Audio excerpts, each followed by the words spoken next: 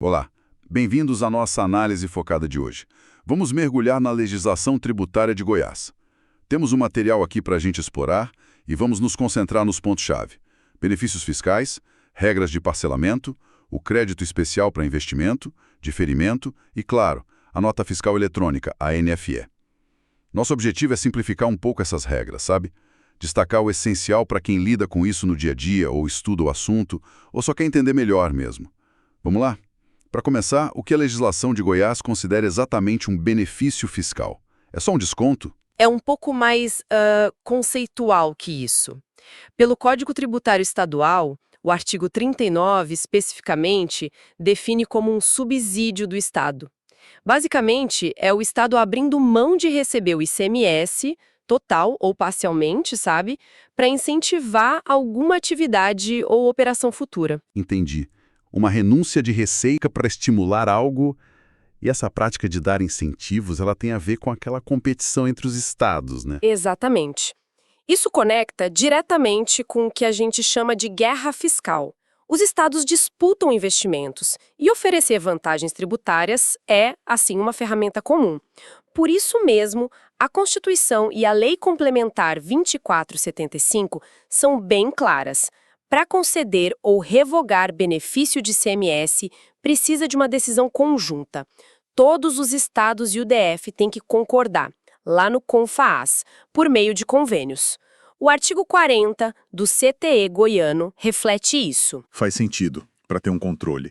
E quais são os tipos de benefícios mais comuns que a gente encontra lá em Goiás? Olha, o artigo 41 do CTE lista os principais. Tem isenção, tem redução da base de cálculo, tem a manutenção de crédito, que é poder usar o crédito mesmo se a saída for isenta ou reduzida, e até devolução de imposto. E o artigo 42 ainda amplia, dizendo que qualquer outro incentivo que alivie o imposto ou estenda prazo também entra nesse conceito. Certo. Parece vantajoso. Mas imagino que, para usar isso, o contribuinte tem que cumprir algumas regras, certo? Não deve ser automático. Não, de jeito nenhum. O artigo 1º do anexo 9 do Regulamento do Código Tributário Estadual, o RCTE, é bem direto nisso. Ele traz as condições gerais. A primeira e talvez a mais básica é estar em dia com o ICMS do próprio mês em que se usa o benefício. Ah, do próprio mês. Isso. Se atrasar o pagamento, mesmo que um pouquinho, já perde o direito ao benefício naquele mês específico. A única chance é pagar tudo com juros e multa antes de começar uma ação fiscal, como diz o parágrafo 1º-B. E a segunda grande condição, lá no inciso 2 do parágrafo 1º, é não ter crédito tributário inscrito em dívida ativa. Nome limpo na praça fiscal, digamos assim. Exato, mas tem uma exceção importante no parágrafo 1º-C. Se essa dívida ativa estiver com a exigibilidade suspensa, por exemplo, se foi parcelada e está sendo paga direitinho, ou se tem uma penhora garantindo, aí sim pode usar o benefício. Entendi. Uma flexibilidade importante. E tem mais alguma condição geral relevante? Ouvi falar sobre uma contribuição adicional. Sim, bem lembrado. O Protege Goiás. Para vários benefícios listados lá no parágrafo 3º do artigo 1º do anexo 9º, é preciso contribuir para esse fundo. E como funciona essa contribuição? É um cálculo sobre a diferença, pega-se o imposto que seria devido sem o benefício e diminui o imposto que é devido com o benefício. Sobre essa diferença, aplica-se um percentual, 5%, 10% ou 15%. Depende do benefício e esse valor vai para o Protege. Ah, então parte do incentivo é revertido. Isso. E as regras são estritas. Se pagar só uma parte da contribuição, só pode usar o benefício na mesma proporção, como diz o parágrafo 4º, inciso 2º, e se atrasar o pagamento para o Protege, perde o benefício no mês, a não ser que pague espontaneamente antes de uma fiscalização iniciar, conforme o inciso 3º. Entendi. Muita atenção aos detalhes aí. Mais alguma regra geral sobre benefícios que a gente precisa saber? Sim, duas coisas importantes do parágrafo 6º e 8º. Primeiro, não pode acumular benefícios sobre a mesma operação. Tem que escolher um, a menos que a lei diga o contrário.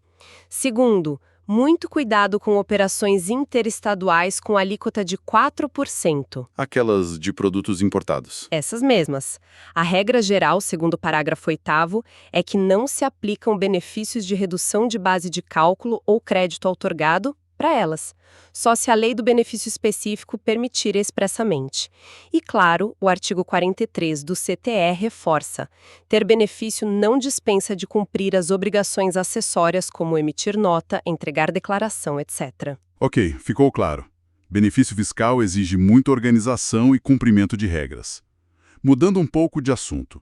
E quando a empresa já tem débitos de ICMS, como funciona o parcelamento em Goiás? Bom, o artigo 13 do anexo 9º do RCTE trata disso.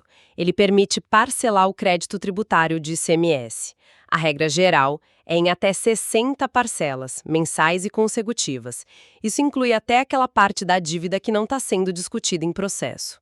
60 parcelas. É um prazo razoável. Sim, claro que cada parcela, como diz o parágrafo 2º, é acrescida de juros e encargos legais. E o parágrafo 3º alerta: atrasou parcela, incide multa e juros de mora sobre ela. E o ato de pedir o parcelamento tem alguma consequência automática para a empresa? Sim, e são bem sérias. O artigo 16 do anexo 9º é muito claro.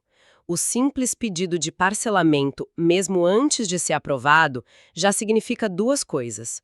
Primeiro, confissão irretratável da dívida, tanto judicial quanto extrajudicialmente.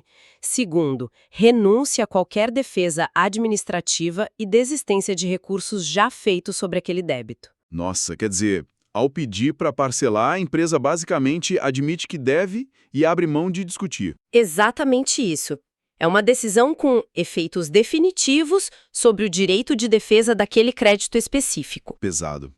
E se a empresa consegue o parcelamento, mas depois falha em pagar as parcelas? Aí o acordo é extinto, cancelado. O artigo 14 do anexo X diz que isso acontece se faltar o pagamento de 3 parcelas, seguidas ou não, ou se a primeira parcela não for paga na data certa. Um detalhe: o artigo 15A permite que o mesmo crédito seja reparcelado algumas vezes, mas tem um limite. Hoje são até 6 vezes. Entendi. Agora uma situação que é sempre delicada. Empresas em recuperação judicial. Existe alguma condição especial de parcelamento para elas em Goiás? Isso deve ser vital, né? Sim, existe e é bem diferente. O artigo 18A permite um parcelamento especial, em até 180 parcelas mensais, mas o pedido só pode ser feito depois que a Justiça deferir o processamento da recuperação judicial. 180. Bem mais longo. Bem mais. E o ponto crucial, no artigo 18b, é que esse parcelamento especial abrange todos os créditos de ICMS existentes em nome da empresa em RJ. Não importa se já lançados, se inscritos em dívida ativa, se eram objeto de outros parcelamentos, tudo entra nesse pacote de 180 meses. É uma medida para viabilizar o plano de recuperação. Faz todo sentido. Mas, claro, tem o outro lado. Se a RJ não der certo e vier à falência, o artigo 18C diz que esse parcelamento especial é revogado automaticamente. Compreendido. Agora, vamos focar no incentivo que parece bem específico. O crédito especial para investimento. O que seria isso? Ah, esse é interessante. Ele está no artigo 19 do anexo 9 do RCTE. Pensa assim, é um mecanismo onde o Estado de Goiás meio que adianta recursos para o contribuinte realizar um projeto de investimento. Pode ser para implantar uma nova indústria ou em alguns setores, como laticínios, soja, carnes e biodiesel, para ampliar uma já existente. Funciona como um crédito mesmo, vinculado a um projeto aprovado. E esse crédito, esse recurso vem de onde? Do Tesouro do Estado? Não diretamente. O artigo 20 explica. A fonte é o ICMS que seria devido por outras empresas. Se for para implantação, vem do ICMS de estabelecimentos de distribuição. Se for para ampliação, ou nos casos de soja para biodiesel, pode vir do ICMS da própria indústria incentivada ou de outras já instaladas. Mas, atenção, o parágrafo 1º diz que ICMS sobre produtos primários, com exceção da soja para a indústria de derivados, e ICMS de substituição tributária não entram nessa conta. Entendi a origem. E para conseguir esse crédito, quais são as condições? O que a empresa precisa fazer segundo o artigo 21? Bom, são várias etapas. Primeiro tem que celebrar um regime especial com a Cefaz, que agora é Secretaria da Economia, né? Isso só acontece depois que o projeto de investimento é aprovado. E esse projeto tem que ser bem detalhado, cronograma, empregos a gerar, início das obras. Aliás, as obras têm que começar em até 12 meses depois que o regime especial entre em vigor. E tem garantia envolvida? Sim, uma garantia forte. É exigida garantia real, normalmente hipoteca, geralmente sobre o próprio estabelecimento industrial que vai ser implantado ou ampliado. Ok. E existem limites para esse crédito? Quanto a empresa pode receber e por quanto tempo? Sim. O artigo 22 estabelece limites cumulativos. O prazo para usar o crédito, chamado de fruição, é de até 36 meses. 3 anos. Isso. Mas para a indústria de soja, para biodiesel, o parágrafo 4º estende para 60 meses, 5 anos. O valor total do crédito também é limitado, no máximo 40% do custo das obras, máquinas e equipamentos do projeto. E para soja biodiesel? Aí sobe para 50%, também no parágrafo 4º. E tem um limite mensal. O crédito usado a cada mês não pode passar de 70% do saldo devedor de ICMS daquele mês. Se a empresa tiver outros incentivos, como fomentar ou produzir, esse 70% é calculado só sobre a parte do ICMS que não está incentivada por esses outros programas. Entendi os limites. A empresa usa o crédito. E depois? Como ela paga isso de volta para o Estado? É aí que entra o resgate? Exatamente, o resgate. O artigo 25 e o 25A tratam disso. Primeiro, tem uma carência de 24 meses, 2 anos, depois que termina o prazo de usar o crédito. O artigo 24 diz que nessa carência só incide um juro bem baixo, 0,2% ao mês, sem correção monetária.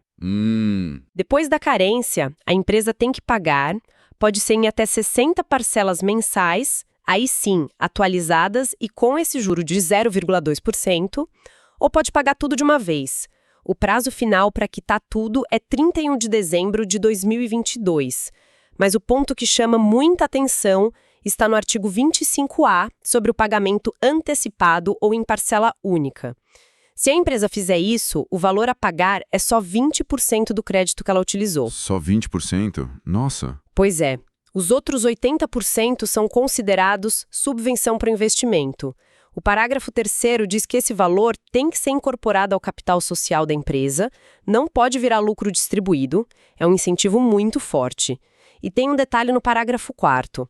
Na hora de pagar esses 20% ou as parcelas, a empresa ainda tem que doar 1% do valor liquidado para o Protege e 2% para o CRER. Realmente, 80% virando subvenção é um grande atrativo. Mas e se o projeto não der certo? Se a empresa descumprir as regras, o que acontece com o crédito? Aí o artigo 27 prevê o cancelamento do regime especial. Situações como desistir do projeto, atrasar o início das obras, cometer infrações graves ou mesmo atrasar o pagamento das parcelas do resgate. Tudo isso pode levá-lo ao cancelamento. E qual a consequência do cancelamento? O artigo 27A é claro. A empresa perde o direito ao crédito que ainda não usou e tem que devolver imediatamente todo o ICMS que deixou de recolher por causa do crédito que já utilizou. E essa devolução é com todos os acréscimos legais, multa e juros contados desde a data em que o imposto deveria ter sido pago originalmente. É pesado. Entendido. É um super incentivo, mas com condicionalidades e riscos bem definidos. Vamos mudar para um conceito mais rápido. Diferimento do ICMS. Pelo que entendi, não é bem um benefício, né? Correto. Diferimento não é isenção, não é redução. É só adiar o pagamento do imposto para um momento futuro. O artigo 30 do anexo 9º trata de um caso bem específico em Goiás. O ICMS diferencial de alíquotas, DIFAL, na compra interestadual e o ICMS na importação de máquinas e equipamentos sem similar nacional. Ah, tem essa condição. Sim, sem similar nacional. E mais, esses bens têm que ser para geração de energia solar, eólica ou a partir de biogás e precisam ser destinados ao ativo imobilizado de empresas geradoras aqui em Goiás. E para ter esse diferimento, precisa de algo especial? E quando o imposto é pago? Precisa, sim. É necessário um termo de acordo de regime especial, o TARI, com a Secretaria da Economia, e tem que comprovar essa ausência de similar nacional, como dizem os parágrafos 1º e 4º. O imposto que foi diferido, adiado, só vai ser pago lá na frente com juros, ou quando a empresa se desfizer do bem, desincorporar, ou no máximo até 31 de dezembro de 2032, o que ocorrer primeiro. Isso está no parágrafo 2º. E se transferir o bem antes? Aí perde o diferimento na hora, conforme o parágrafo 3º. O imposto vence imediatamente com todos os acréscimos. E o parágrafo 5º avisa: não se aplica ao frete e nem a produtos sujeitos à substituição tributária. Ok, diferimento entendido. Para a gente fechar, vamos falar da nota fiscal eletrônica, a NFE. Já é nossa conhecida, mas o que o ajuste CINEF 7/2005, que a instituiu, traz de essencial? Bom, a NFE, modelo 55, é aquele documento que só existe em formato digital, né? A cláusula primeira do ajuste diz que ela substituiu as notas de papel modelos 1A e A4 de produtor. O ponto-chave para a validade jurídica dela, segundo o parágrafo 1º, são duas coisas: a assinatura eletrônica qualificada do emitente, com certificado digital, e a autorização de uso pela Cefaz. E essa autorização tem que ser antes do fato gerador, ou seja, antes da mercadoria circular ou do serviço ser prestado. E o DANF, aquele papel que acompanha? O DANF, documento auxiliar da NFE, é só uma representação gráfica. A cláusula 9ª explica que ele serve para acompanhar o trânsito da mercadoria e facilitar a consulta da NFE na internet. Ele não é a nota fiscal em si. Certo. E na prática, se o sistema da Cefaz cai bem na hora de emitir, a empresa fica parada? Não precisa. A cláusula 11ª trata da contingência. Existem alternativas. A empresa pode tentar transmitir para a Cefaz Virtual de Contingência, a SVC, ou usar o evento prévio de emissão em contingência, o EPIC, ou ainda imprimir o DANF num formulário de segurança, o FSDA. E depois que o sistema volta? Aí tem que transmitir a NFE que foi emitida em contingência para a Cefaz do estado dela. O prazo para isso varia, mas para EPIC ou FSDA, por exemplo, o parágrafo 7º dá 168 horas, uma semana após a emissão. Entendi. Existem planos B. E depois de emitida e autorizada, tudo certinho. Dá para cancelar? Ou se tiver um errinho, como corrige? Cancelar, sim, mas tem regras bem restritas na cláusula 12º. O prazo normal é de 24 horas depois da autorização. E só pode se a mercadoria ainda não circulou, o serviço não foi prestado e se não tiver uma duplicata escritural vinculada àquela NFE. E para corrigir erros? Para corrigir erros, existe a Carta de Correção Eletrônica, a CCE, prevista na cláusula 14ª. Mas aqui tem um ponto de atenção muito grande. A CCE não serve para corrigir tudo. Ela não pode alterar variáveis que afetam o cálculo do imposto, como base de cálculo, alíquota, quantidade, valor da operação. Também não pode mudar dados cadastrais essenciais, como remetente ou destinatário, nem a data de emissão ou de saída da mercadoria. Então, para que ela serve? Para erros menores, sabe? Corrigir a descrição da mercadoria sem alterar valor, corrigir um código fiscal de operação, CFOP, dados do transportador, alguma informação adicional. Coisas que não mudam os elementos essenciais da operação ou do imposto. E um detalhe do parágrafo 4º. Se fizer mais de uma CCE para a mesma NFE, a última tem que consolidar todas as correções anteriores. E o parágrafo 7º proíbe usar carta de correção em papel para a NFE. É tudo eletrônico. Muitas restrições para CCE, importante saber disso. Para finalizar mesmo, o que são os eventos da NFE? Os eventos definidos na cláusula 15ª são basicamente registros eletrônicos que se associam a uma NFE depois que ela foi autorizada. Eles vão contando a história daquela nota. O próprio cancelamento é um evento, a CCE é outro. E tem mais? Sim, vários outros importantes. Por exemplo, a manifestação do destinatário. Quem recebeu a nota pode registrar eventos confirmando a operação, dizendo que desconhece ou que a operação não ocorreu como descrito. Tem também comprovante de entrega, registro de passagem em impostos fiscais. Tudo isso fica vinculado eletronicamente à NFE original, dando mais segurança e rastreabilidade para todo o processo. Ufa! Foi uma jornada e tanto, hein? Passamos por muita coisa da legislação tributária de Goiás. Benefícios fiscais, com todas as condições, parcelamentos, o detalhe do crédito especial para investimento, o diferimento para energia e os pontos cruciais da NFE, como contingência, cancelamento, correção e eventos. Olhando o quadro geral, fica a imagem de um sistema tributário complexo, né?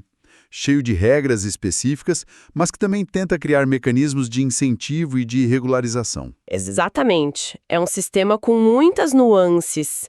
E talvez um ponto para a gente refletir. Essa digitalização toda que a NFE simboliza tão bem, ela não só moderniza a fiscalização, deixando o Estado mais eficiente para cobrar e verificar. Ele exige, do outro lado, uma adaptação contínua das empresas. Verdade. Manter-se atualizado, cumprir cada detalhe das regras, especialmente as condições para manter os benefícios e incentivos, é um desafio constante, sem dúvida. Mas é absolutamente essencial para a saúde fiscal e para a competitividade de quem atua em Goiás.